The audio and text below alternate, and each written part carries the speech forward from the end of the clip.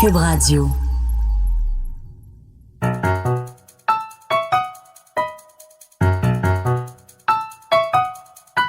Ici Mathieu Bock-Côté et bienvenue aux Idées mènent le monde.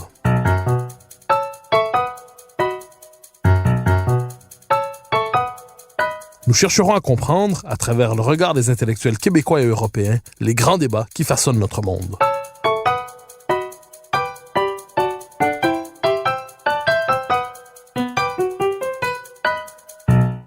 Comment se présente la situation du français au Québec? Cette question qui traverse toute notre histoire, mais qui s'était un peu effacée de notre vie politique depuis une vingtaine d'années, vient de ressurgir au cœur de l'actualité. Les Québécois, malgré l'optimisme affiché de leurs élites, redécouvrent la fragilité de leur langue et à travers cela de leur identité. Ils renouent avec une forme d'insécurité linguistique qui n'est rien d'autre peut-être qu'une forme de lucidité collective. Il faut néanmoins aller plus loin. En quoi la situation présente est-elle nouvelle? Comment expliquer la régression du français? Quelles en sont les conséquences politiques et culturelles?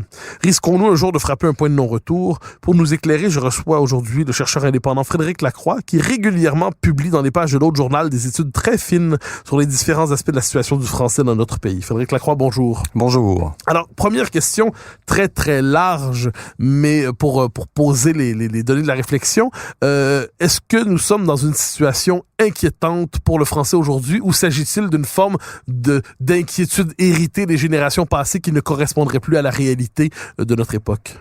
Moi, je crois qu'on est dans une situation catastrophique. Je pense que le mot n'est pas trop fort. Quand on regarde toutes les données dont on dispose, toutes les lumières sont au rouge, là. Puis moi, j'écris régulièrement, il faut agir, il faut faire quelque chose avant que la situation soit irrécupérable. Donc, vous croyez que nous dirigeons lentement vers un point de non-retour, vers le moment où on sera marqué du saut de l'irréversible? Oui, on peut même se demander si c'est pas déjà le cas à Montréal. On sait que les francophones sont minoritaires sur l'île de Montréal maintenant. Et ils vont devenir minoritaires du point de vue de la langue d'usage, donc la langue parlée à la maison, prochainement. Donc, c'est un phénomène de fond important qui structure notre vie collective. Puis renverser ça, c'est une tendance lourde. Renverser ça, ça se fait pas en claquant des doigts. Ça prend des mesures structurelles importantes, ça prend une volonté. Bref, même si on décidait aujourd'hui de le renverser, ça se ferait pas demain matin ou même dans 5 ans ou 10 ans. Alors, petite perspective historique pour bien situer tout ça. On a l'habitude de dire qu'avec la Révolution tranquille, le Québec connaît une espèce de redressement linguistique, redressement culturel. On associe ça évidemment à la loi 101, mais pas seulement. C'est la bataille contre le Bill 63 à Saint-Léonard en 69, c'est le combat pour la loi 22 en 74, c'est la loi 101. Donc, c'est le combat pour la maintenir à la fin des années 80, quand la Cour suprême commence à la torpiller très ouvertement. Est-ce qu'on peut dire néanmoins que des années 60 aux années que vous me préciserez, le français a retrouvé une vigueur, retrouvé une capacité de conquérante en son propre pays, disons ça comme ça. Est-ce qu'on a vraiment, c'est un redressement de la situation du français avec la Révolution tranquille? Et si oui, de quand à quand et pourquoi? Bon, c'est une question à plusieurs volets. Bien sûr. Je pense qu'on s'illusionne. Ce que je crois vraiment, c'est qu'on s'illusionne beaucoup sur la portée qu'a eu la loi 101. Quand on regarde les chiffres, la loi 101, on n'a jamais assisté à, par exemple, un redressement important dans les transferts linguistiques vers le français. Mais important, je vais qualifier ça, là. On a assisté à une augmentation notable des transferts linguistiques vers le français grâce en partie à cette loi-là, mais pas seulement. Mais ça n'a jamais atteint les seuils qu'il faudrait pour assurer la pérennité de la langue française. Et quels seraient ces seuils? On dit souvent, le chiffre qui est souvent cité, c'est qu'il faudrait que il y a 2 facteurs importants. Il faudrait que les transferts linguistiques aillent vers le français autour de 90%. Puis, il faudrait que le deuxième facteur, il faudrait qu'il n'y ait pas d'anglicisation nette des francophones. Alors, quels sont pour l'instant les seuils de transfert? C'est-à-dire combien d'immigrants francisons-nous et combien s'anglicisent? Selon le recensement de 2016, on était à 55% des immigrants allophones qui faisaient des transferts vers le français. Mais ce qui est intéressant, c'est qu'en 2016, on a noté qu'il y avait une accélération de l'anglicisation des francophones à Montréal. Donc, on est rendu à 30 000 francophones nets net anglicisé. Net, ça veut dire que il y a des anglophones qui se francisent et il y a des francophones qui s'anglicisent. Puis le mouvement net, c'est 30 000 vers l'anglais. Donc ça, c'est une accélération importante par rapport au recensement antérieur. Donc les deux conditions pour assurer la pérennité de la langue française ne sont pas remplies. Mais la loi 101 représente quand même dans l'histoire du Québec, à tout le moins dans la conscience collective, c'est vu comme la loi où le français se pose comme norme collective. Elle se donne le pouvoir d'exiger des nouveaux arrivants d'une manière ou de l'autre qu'ils s'intègrent à la majorité francophone. Donc pour vous, la loi 101, on pourrait dire c'est sa portée symbolique fut immense, sa portée pratique fut plus limitée? Oui, quand on regarde les choses en détail, on peut dire que la portée de la sélection de l'immigration a été supérieure à celle de la charte. Parce que quand on regarde du point de vue des transferts linguistiques, là je parle pas d'autre chose, tu sais, la proportion la plus importante de transferts linguistiques sont le fait d'immigrants francisés à l'étranger. Donc, la sélection de l'immigration a fait bouger les choses en faveur du français. Puis ça, on peut relever ça dès les années 70, donc avant la charte. Puis quand on regarde la francisation des immigrants arrivés après la charte, le facteur le plus important, c'est la sélection d'immigration. Donc, tu sais, Fernand Dumont disait que la charte, c'est une des rares fois où on a tapé du poing sur la table. Puis on a tapé du poing, puis c'est comme si on avait eu peur de ce qu'on venait de faire. Puis après ça, on a tout de suite pris notre trou. Puis il n'y a pas eu de suivi. Ça a été dans le livre blanc, il dit clairement que la charte, c'est juste le début de l'action gouvernementale en faveur du français. Or, ça a été la fin. Ça a été le début et la fin simultanément. Parce qu'après ça, il y a eu un abandon du dossier total. Et une construction de la Charte de la langue française aussi. Oui, la Charte a été complètement réécrite par Ottawa, comme Éric Poirier l'a démontré dans son livre, fort recommandé. Donc, la Charte a été mise à la main d'Ottawa et des clauses majeures ont sauté. On parle, par exemple, du linguisme de la justice. Là, ça a sauté tout de suite en 1979. Alors, donc, on s'illusionne, je crois, sur... La charte est un symbole important. Donc, on veut pas, je pense, voir ce qu'il en est vraiment. On ne veut pas s'avouer à nous-mêmes son propre échec. Oui, moi, je pense que la charte est un échec. Puis je pense qu'il faut l'avouer, il faut le dire ouvertement. Il faut cesser de penser que la charte nous protège parce que c'est pas vrai.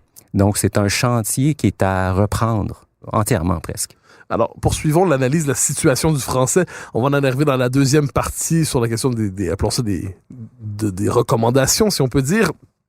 Vous avez souvent utilisé ces derniers temps, à tout le moins souvent peut-être parce que je l'ai lu souvent le même texte aussi pour y revenir, une formule très forte. Vous parliez de la West Islandisation de Laval, ensuite de Longueuil. Donc, autrement dit, il y avait l'autre fois, dans l'imaginaire québécois, il y a l'ouest de Montréal ou l'ouest de Montréal qui est clairement anglophone, qui fonctionne dans un univers mental qui est pas nécessairement celui du Québec francophone, qui refuse psychologiquement, tout le moins, la loi 101 ou l'idée du français langue commune, mais c'était l'ouest de Montréal, et sinon, ça allait bien. On le verra aussi tantôt, je vais vous poser la question sur les questions des comportements électoraux, mais ce qu'on voit, c'est qu'il y a une forme d'extension, selon, si je vous comprends bien, de la dynamique linguistique, la dynamique identitaire du West Island à Montréal dans son ensemble, et maintenant à Laval, et ça pourrait même s'étendre sur la Rive-Sud. Qu'est-ce que vous entendez par cette notion de West Islandisation de la grande région métropolitaine, finalement?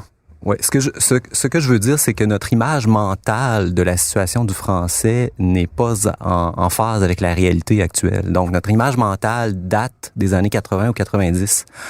On n'a pas le portrait de la situation actuelle. Pour plusieurs raisons. Une des raisons majeures qu'on n'a pas le portrait de la situation actuelle, c'est que les organismes qui devraient nous tracer le portrait ne le font pas. Comme l'Office québécois de la langue française désinforme, à mon avis, refuse de faire un portrait adéquat de la situation. Donc, les gens ont l'impression que, oui, il y a du travail à faire, mais bon, c'est peut-être que ça va pas si mal. Alors que depuis 15 ans, il y a eu une restructuration majeure. Là. Depuis 2003, en fait, depuis la prise de pouvoir du Parti libéral du Québec en 2003, le parti a vraiment haussé massivement les seuils d'immigration, tout en refusant d'imposer la francisation ou même de financer adéquatement la francisation. On sait qu'ils ont coupé la francisation. Puis ça a conduit à une situation où le poids relatif des francophones sur toute l'île de Montréal, mais aussi dans la couronne, a chuté de façon très, très importante. Donc, à Laval, le poids relatif des francophones a chuté de 12%. En combien de temps? En 15 ans, de 2001 à 2016, 12%. Ça, c'est absolument, c'est la deuxième ville du Québec, là. C'est pas un village, là. C'est pas, y installe 5 personnes. C'est un phénomène de fond très, très important. Puis, moi, ce qui me surprend, c'est qu'on n'en entend jamais parler de ça. Le portrait linguistique de Laval a été complètement refondu. Puis, ça passe complètement sous silence. Fait que 12%, juste pour une baisse comme ça n'a jamais été enregistré là, dans l'histoire du Québec. C'est sans précédent. Fait que je sais pas si ça cadre la chose de façon adéquate. Et ça s'explique essentiellement par la hausse des seuils d'immigration. Oui, parce que c'est un bel endroit pour s'installer. Il y a des maisons, donc Montréal est un peu saturé, donc on s'installe proche. Oui, c'est la hausse beaucoup de la population allophone à Laval.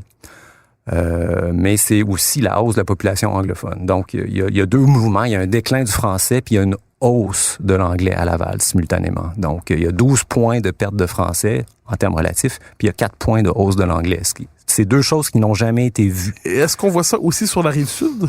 On voit ça partout, en fait. Quand on regarde, on voit ça dans Saint-Henri. J'ai fait un texte sur Saint-Henri depuis l'installation de McGill sur le Glen Site. Il y a eu un déclin, là, je sais plus le chiffre par cœur, mais c'est presque 15% du poids relatif des francophones dans Saint-Henri. Donc, Gabrielle Roy, elle se reconnaîtrait probablement fort plus. Donc, c'est le cas sur toute l'île et dans la couronne. Et ce qui est intéressant, c'est que Statistique Canada, qui est l'organisme fédéral qui s'occupe des statistiques, a fait des prévisions, des projections linguistiques dans une étude publiée en 2017. Donc, puis ce que Statistique Canada projette, c'est un effondrement du poids des francophones partout dans la couronne, là, dans la région métropolitaine de Montréal. Donc pas sur l'île seulement. Puis ça, c'est ce qui est pas encore ce qui n'a pas percé dans la conscience collective, je pense. Puis parce qu'on dit souvent, oui, il y a moins de francophones à Montréal, mais ils se sont établis en banlieue et il suffit d'avoir une vision plus large pour restaurer appelons ça la situation. Il suffit de regarder un peu plus largement pour comprendre que le français est en bonne santé dans les régions métropolitaines. Oui, on a entendu ça pendant des années. Un ex-chef du Parti québécois, que je mentionnerai pas, a colporté cette fausse nouvelle pendant des années. Tout ce qu'il suffisait de faire pour redresser la situation du français à Montréal, c'était d'inciter les francophones à ne pas quitter. Mais au moment où cette personne disait ça, on savait que le poids chutait dans la couronne aussi. Donc, c'était complètement insensé. C'est une affirmation qui a roulé pendant 20 ans, qui était basée sur rien.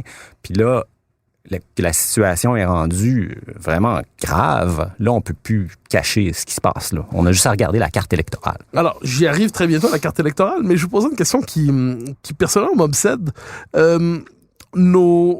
Je suppose, c'est peut-être une mauvaise méthode, mais je suppose que nos leaders politiques, nos leaders économiques, nos leaders sociaux, les éditorialistes, les élites politiques et culturelles et médiatiques québécoises ont le souci du français. Je suppose qu'ils ne souhaitent pas que le Québec s'anglicise. Je suppose qu'ils ont des yeux pour voir, des oreilles pour entendre. Je suppose qu'ils voient un peu la réalité de leur pays d'une manière ou de l'autre. Comment expliquez-vous cet effet d'aveuglement, d'indifférence d'indifférence, il y a une dimension morale, donc d'aveuglement devant la situation. On nous répète sans cesse, le français ne s'est jamais aussi bien porté, ou alors l'autre version, c'est pas si pire que ça, et puis il sera toujours un peu en danger, mais il n'y a pas de raison de croire que c'est si tragique. Vous avez utilisé le mot une situation catastrophique. Or, plusieurs Québécois le ressentent. Un sondage tout récent de la Fondation pour la langue française le dit. Mais les voix autorisées dans l'espace public, disons ça comme ça, dans leur immense majorité, ont un point de vue, une analyse, je pense pas me tromper, disant contraire à la vôtre. Ils nous disent ça va bien, cessons de nous inquiéter. Comment expliquer pour vous cet aveuglement par rapport à la situation du français? Je devine qu'il y a plusieurs explications possibles. Oui, moi je me rappelle d'une chronique d'Alain Dubuc à la fin des années 90. Il a écrit une série, je pense, de 10 textes sur la situation du français à Montréal. Puis l'ensemble de son propos se résumait ainsi. Il disait « Le français a gagné, cessons d'opprimer les pauvres anglophones, nous avons gagné, réalisons-le. Donc ça traduisait bien l'état d'esprit d'une certaine partie des élites. Bon, l'état d'esprit, je pense que c'est le déni qui charpente tout ça. De ceux qui devraient s'inquiéter, je pense qu'ils ne veulent pas voir, parce que voir, ça voudrait dire qu'il faudrait faire quelque chose. Si on l'avoue, ben à ce moment-là, faut expliquer pourquoi on n'agit pas. Puis si on agit, ça va brasser énormément, parce que si on veut agir pour hausser la vitalité du français, il va falloir faire des gestes qui sont structurants. Puis ça, il va y avoir énormément d'opposition à ça.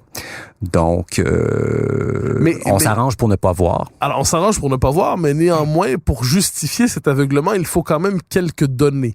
C'est-à-dire, on peut pas simplement dire ça va bien, même quand il pleut, le soleil me tend la main. Là. Donc, on doit justifier minimalement sur le plan des statistiques cette idée comme quoi le français se porte bien. On nous dit, par exemple, c'est la forme Gérard Bouchard l'utilisait souvent, 94% des Québécois peuvent comprendre le français d'une manière ou de l'autre. D'autres nous disent le français comme langue de travail progresse, ainsi de suite. Sur quelles données s'appuient ceux qui nous disent que malgré tout ça va bien et pourquoi sont-elles fausses? Toutes les données ne sont pas fausses. Mais trompeuses, disons. Disons qu'il y a des interprétations trompeuses qui sont mises de l'avant. Ce que je crois, c'est qu'il y a un dispositif de déni qui a été mis en place, dans lequel on a intégré Statistique Canada. Ne fait pas juste du mauvais travail, mais sur la question de la langue, il pousse souvent de l'avant des interprétations erronées. Ils mettent en place des indicateurs qui ne nous renseignent pas sur vraiment la situation. Puis l'OQLF, il s'est passé la même chose. L'OQLF, on se rappelle des déboires dans le temps de Charest avec... je me rappelle plus le nom de la directrice qui avait refusé de dévoiler l'étude de Marc Termotte qui prédisait la minorisation des francophones à Montréal. Ça a fait toute une histoire pendant des mois. Puis elle avait déposé un rapport annuel où elle refusait de tirer une conclusion sur ce qui se passait. À l'OQLF, c'est cette situation qui perdure depuis 15 ans, 20 ans. Ils ont déposé un rapport quinquennal récemment. Puis qu'est-ce que c'est que ce rapport quinquennal-là? C'est des centaines de pages de documents. Moi, je les ai parcourus un peu. Il y a des études dont la méthodologie est tout à fait bancale. Il y a surtout aucune conclusion claire. Donc, quelqu'un qui veut se renseigner sur la situation du français, disons, je veux me renseigner, je veux savoir que se passe-t-il vraiment. Je vais sur le site de l'OQLF. Qu'est-ce que je vois?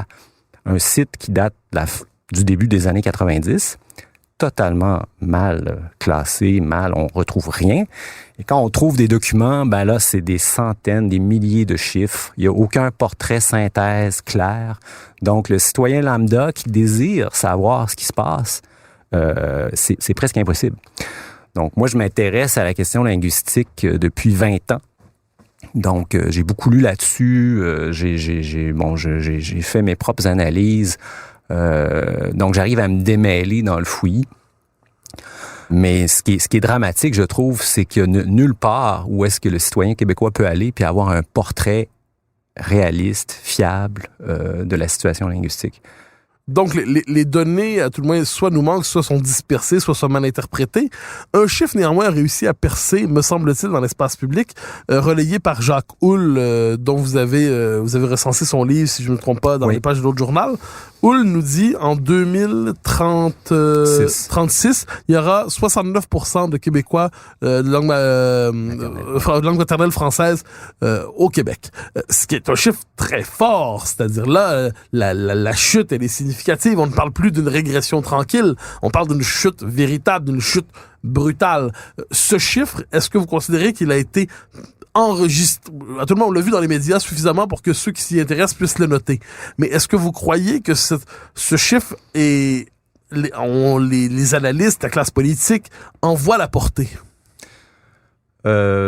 Parce que c'est une chute dramatique, c'est-à-dire dans les faits, c'est une forme d'effacement progressif du poids de la majorité francophone. Oui. Le chiffre qui cite, c'est le poids relatif des francophones de langue maternelle française en 2036. Puis c'est le scénario d'immigration forte. Donc c'est le scénario que privilégie le gouvernement Trudeau. C'est 350 000 immigrants par année au Canada, donc 18% à peu près au Québec. Donc, c'est tout à fait vers là qu'on se dirige. Donc, c'est le chiffre le plus réaliste. Puis je dirais même que en 2016, on a noté une accélération de l'anglicisation des francophones à Montréal. Ça, c'est pas dans les prévisions de Statistique Canada. Donc, ça pourrait aller encore plus vite que ça. Ça pourrait être en bas de 69%. Là. Personne n'a fait cette projection-là. Donc, oui, 69, qu'est-ce que ça veut dire?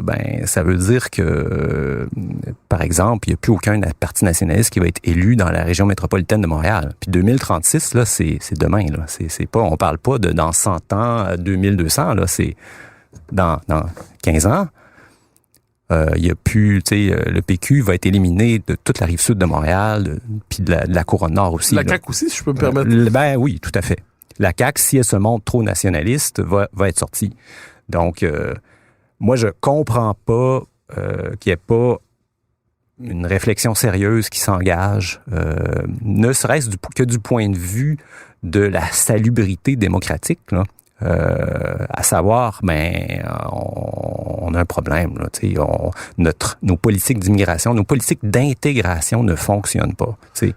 Alors là, vous m'amenez sur le terrain où j'allais vous conduire. C'est le lien entre immigration, anglicisation et comportements électoraux. Alors ça, c'est probablement la partie de la réflexion sur l'immigration la moins autorisée dans l'espace public, qui s'y aventure et tout de suite soupçonné du pire. Pourtant, est-ce qu'on peut dire clairement qu'il y a un lien net entre les comportements linguistiques et les comportements électoraux? Est-ce qu'on peut dire que lorsque une partie, dans ce cas-là, Laval s'anglicise, par exemple, eh bien, il y a une modification presque automatique des comportements électoraux, ou s'agit-il d'une vue de l'esprit? Je pense que si on regarde les cartes des résultats électoraux, c'est clair, là. Si on regarde la carte des élections d'octobre 2018, les élections provinciales, on voit que les résultats sont directement corrélés au pourcentage de francophones, langue maternelle en réalité.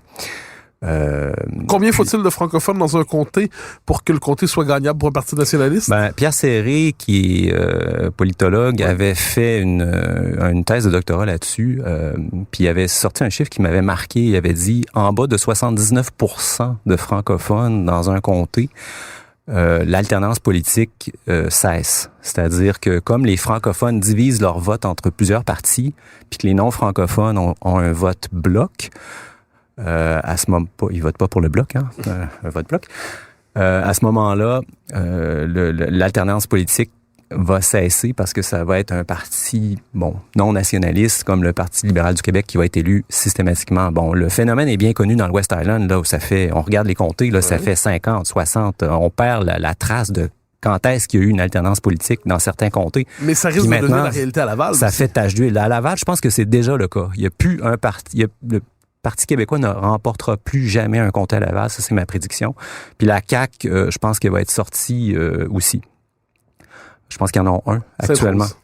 C'est ça. Je pense que c'est la fin pour la CAQ aussi à Laval. Ça va faire tache d'huile vers le sud. Donc on a qu'à suivre les projections démographiques en fait de Statistique Canada, puis on sait déjà l'avenir dans ces comtés-là. C'est ça. Puis ce que je voudrais dire aussi, c'est que cette structuration du vote-là. C'est pas mon invention, là. Tous les sondages, vous consultez n'importe quel sondage dans les 3 dernières décennies ou 4 dernières décennies, puis le vote des non-francophones, c'est réparti francophones, non-francophones, ils font même pas une distinction. Souvent, pas toujours. Puis le vote des non-francophones, c'est souvent 80-85% pour le Parti libéral. Puis ça, c'était un petit peu moins la dernière élection. Mais c'est stable depuis des décennies. Donc, c'est une structuration extrêmement forte. Donc, on s'autorise pas à le dire, mais ça crève les yeux, c'est là. Je veux dire, moi, je le dis. Voilà.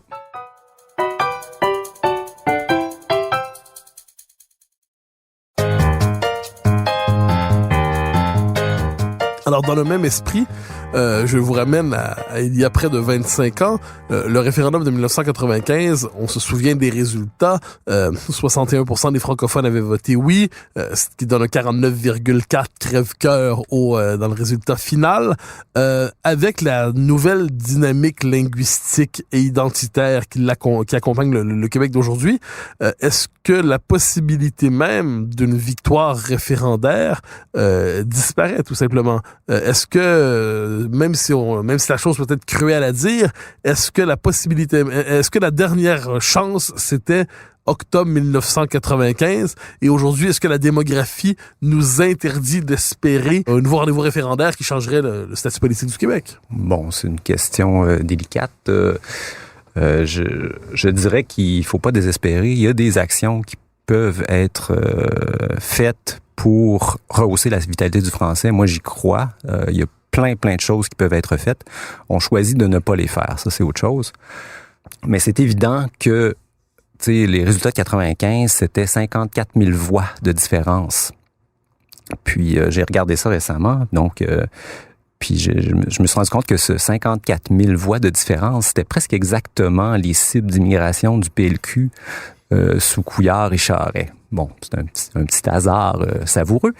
Mais donc, depuis 95, il y a à peu près 900 000 immigrants qui sont rentrés au Québec. Historiquement, bon, le vote, ces gens-là votent non à 90%. Donc, on peut comprendre que... Moi, je pense que la hausse des seuils d'immigration, dès la prise du pouvoir du PLQ en 2003, donc dès qu'ils ont eu la possibilité, ils ont presque doublé les seuils d'immigration par rapport au niveau historique. Puis ça, c'était une prolongation du plan B. Pour verrouiller démographiquement l'avenir politique du Québec. Oui, c'est ça. C'était pour s'assurer qu'il n'y ait plus jamais de référendum. Parce que celui de 95 a été quasi gagnant. Puis on se rappellera que Christos Syros, qui était un député libéral, avait dit le désir d'indépendance des Québécois va s'éteindre avec l'immigration. Donc lui, il avait vraiment révélé le plan de match. Puis mais je corrigerais son affirmation en disant que c'était pas le désir qui va s'éteindre, c'est la possibilité. Fait un référendum avec, mettons, 69% de Québécois de langue maternelle française, il faut aller chercher un pourcentage très, très important de ces gens-là pour que le oui atteigne 50% plus 1. Donc, à chaque année, il faut aller chercher davantage. Si quelqu'un propose, OK, on fait un référendum l'année prochaine, va-t-il être gagnant? Je dirais, j'ai un doute. Il faut faire il faut poser des gestes avant ça. Donc, il faut hausser la vitalité du français de façon très, très importante. Alors, on y arrive. Donc, on a fait une première étape qui était le diagnostic de la situation sous le signe de la lucidité la plus implacable. Mais lorsqu'on vous lit, vous n'êtes pas ça dans notre journal. Vous me corrigerez, mais vous n'êtes jamais sur le ton fataliste. C'est-à-dire, ce n'est jamais une fois pour toutes perdu pour vous. Autrement dit, il y a une place pour le volontarisme politique.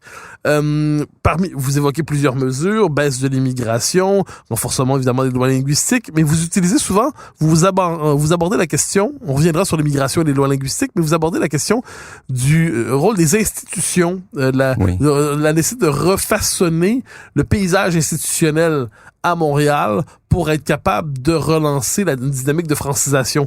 Qu'est-ce que vous entendez par là?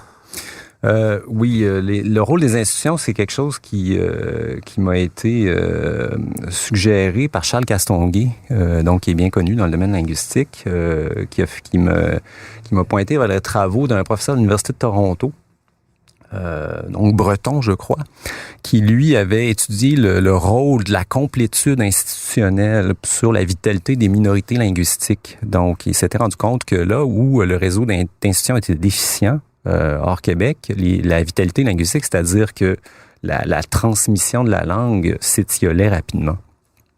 Donc, moi, c'est une idée que j'ai reprise et que j'ai appliquée à Montréal. Ça me semble évident que ce qui fait quand on regarde la vitalité de l'anglais à Montréal, elle est vraiment excellente. L'anglais est pétant de santé. Tu sais, l'anglais attire. Il y a beaucoup plus de locuteurs anglais langue d'usage que d'anglais langue maternelle à Montréal. Puis le ratio est très important, là. Ce qui est pas vrai pour le français. Donc, tu sais, pourquoi est-ce que l'anglais attire autant à Montréal? Est-ce que c'est seulement Netflix, la mondialisation, YouTube? Les gens écoutent YouTube puis se mettent à parler anglais chez eux. Bon, c'est une explication possible, mais j'y crois pas vraiment. Moi, je pense que c'est le réseau institutionnel à Montréal qui, disons, est très... Le réseau institutionnel anglophone est dimensionné de façon bien supérieure à la taille réelle de la communauté anglophone. Donc, ça crée un appel d'air. Les institutions anglophones, si on regarde les hôpitaux, les cégeps, sont remplis de gens qui ne sont plus des anglophones, qui ne sont pas des anglophones. C'est rempli d'allophones et de francophones. Si on regarde le centre hospitalier, la plupart des gens qui travaillent là ne sont plus des anglophones, ce sont des allophones. Donc, c'est des immigrants et plein de francophones qui travaillent en anglais.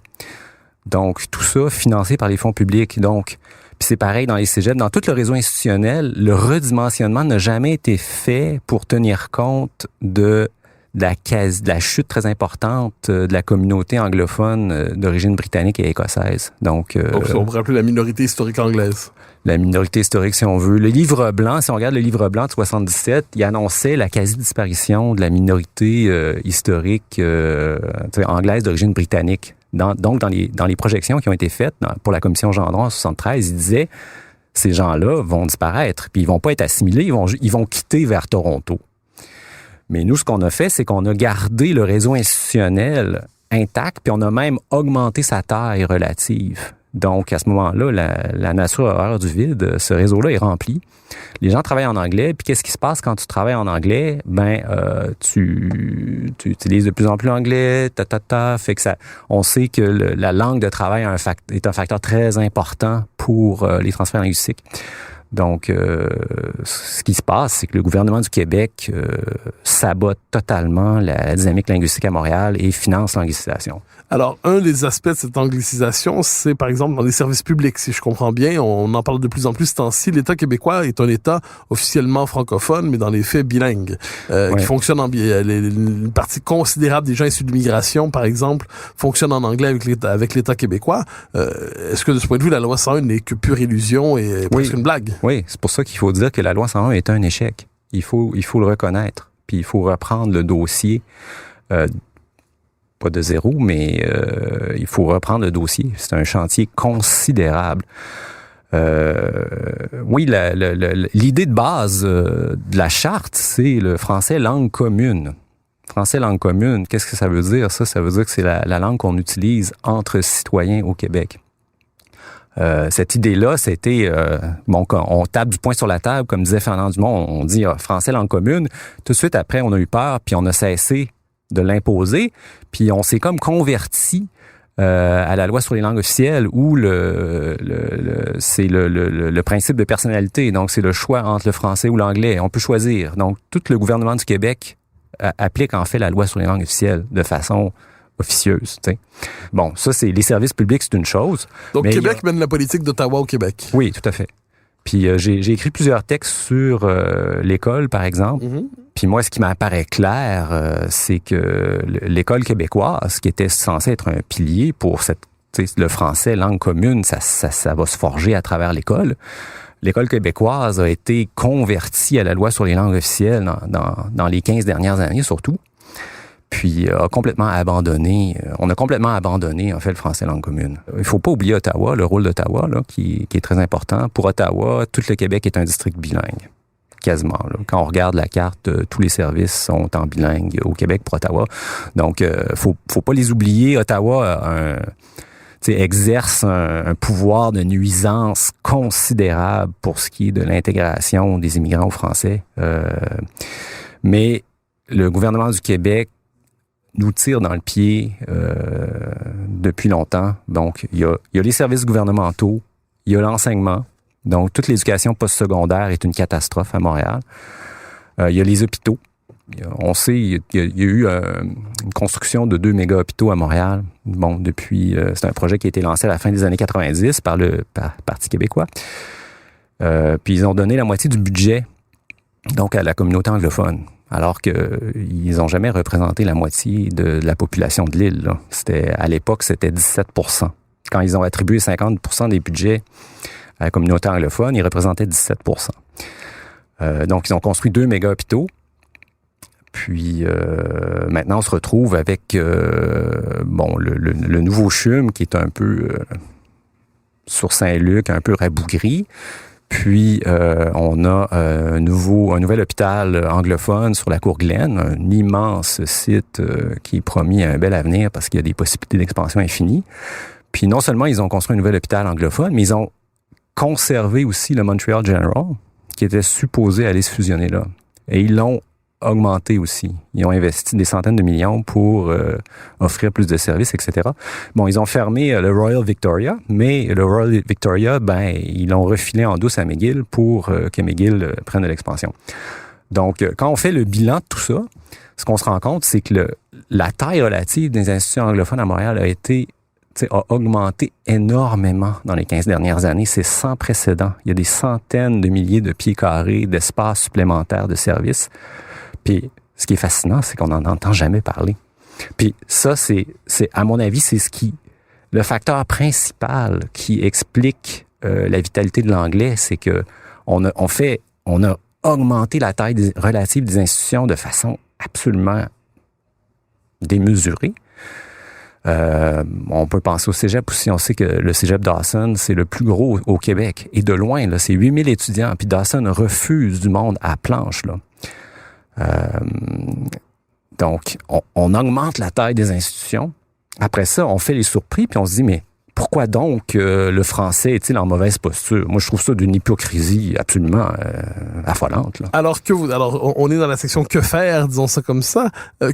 Qu'est-ce qu'il faudrait faire pour vous parler de mesures structurantes fortes pour restaurer la situation du français? Donc, sur le plan institutionnel, par exemple, qu'est-ce qu'on pourrait faire? Ouais, je peux commencer par que ne faut-il pas faire? Allez-y. Parce que c'est souvent très exemple. important.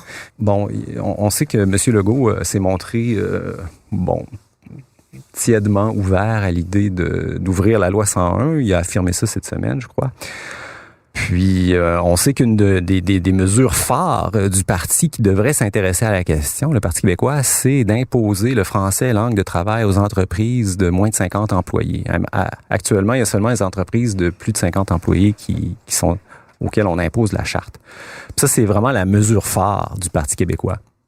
Moi, j'ai un seul problème avec cette mesure. C'est bien, je suis pour, mais elle n'aura aucun effet sur la dynamique linguistique. On le sait déjà.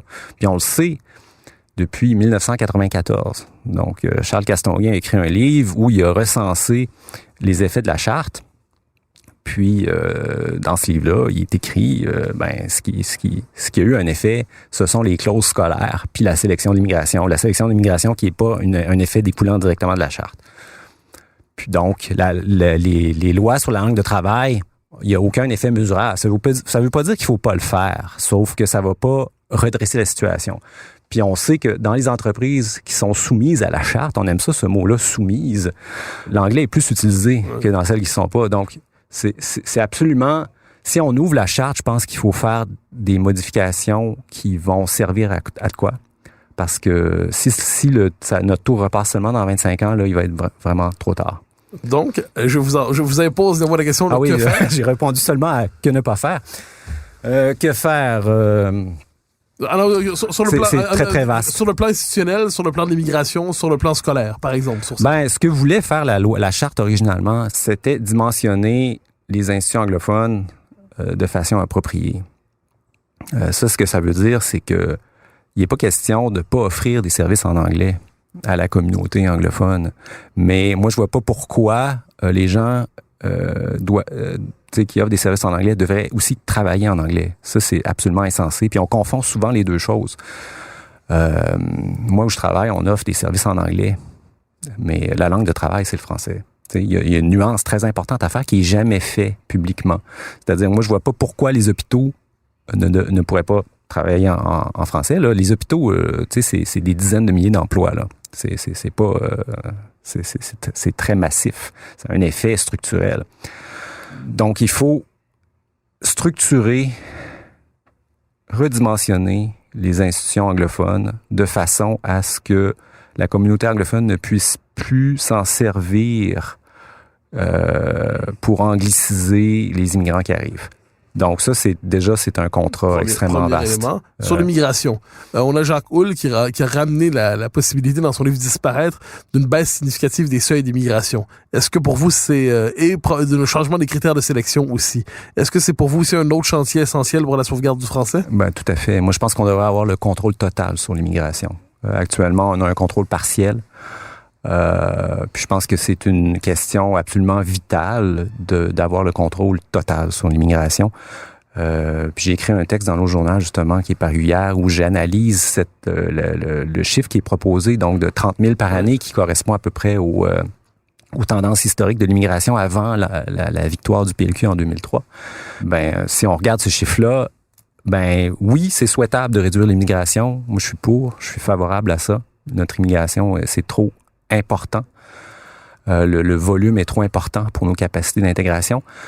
Sauf que réduire l'immigration, ça ne sera pas une solution magique parce que même si on met l'immigration à zéro, la dynamique actuelle continue. Donc, l'anglais va avancer en 2036 et le français va reculer. C'est ce que les projections de Statistique Canada disent, même avec zéro immigration dans tout le Canada de 2017 à 2036.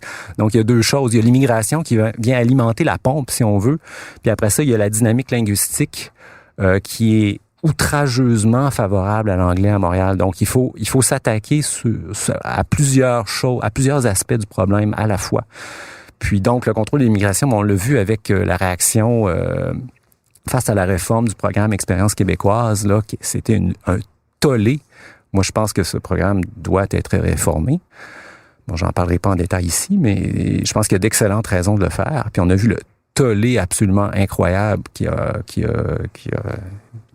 les intérêts se mobilisaient autour de ça. Oui, les c'est corporatismes puissants. Donc, tout changement, en fait, qui va venir être structurant, va provoquer de très fortes réactions de ce genre-là. Puis, ça prend une volonté politique de faire pour procéder, ne serait-ce qu'à une micro-réforme d'un micro-programme qui s'appelle le programme Expérience Québec. Legault a reculé. Donc, on va dire, redimensionner le centre hospitalier de McGill, je veux dire, c'est pas demain matin qu'on va voir ça, là.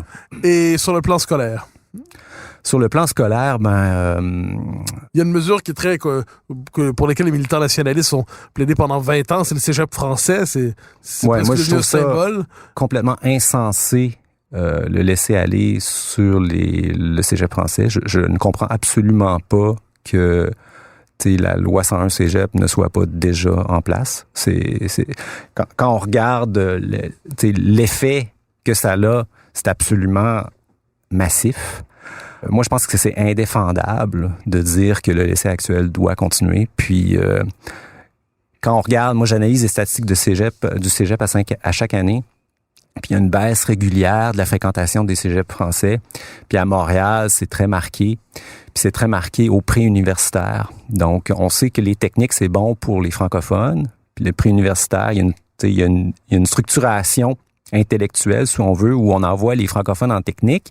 Puis le pré-universitaire, là, l'anglais prend du galon.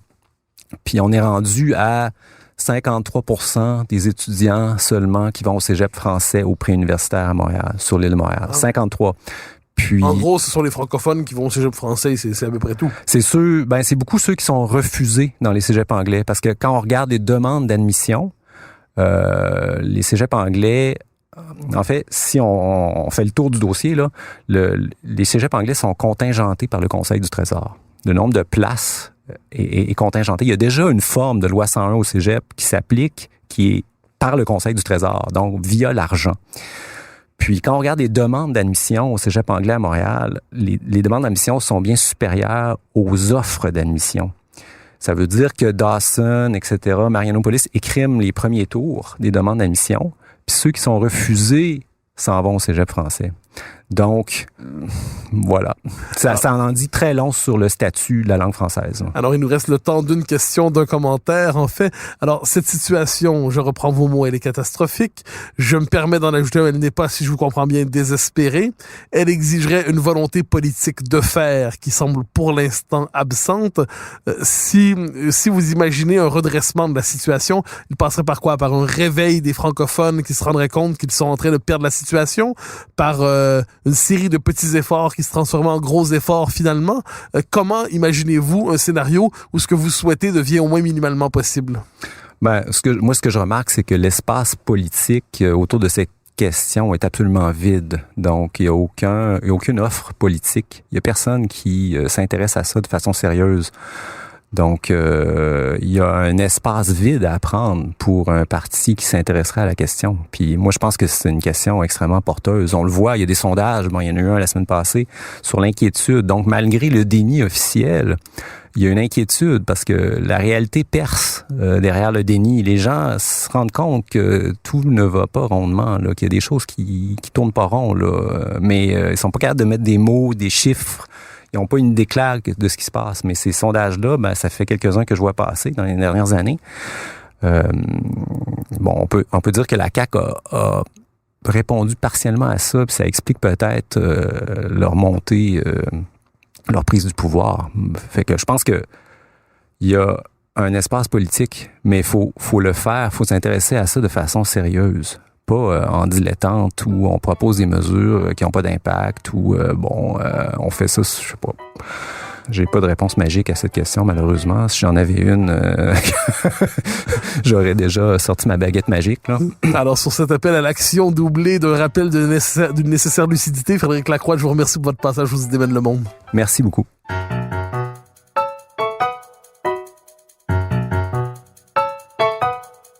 Chers auditeurs des Idées mènent le monde, vous pouvez faire connaître le balado sur vos réseaux sociaux en partageant les épisodes que vous aimez.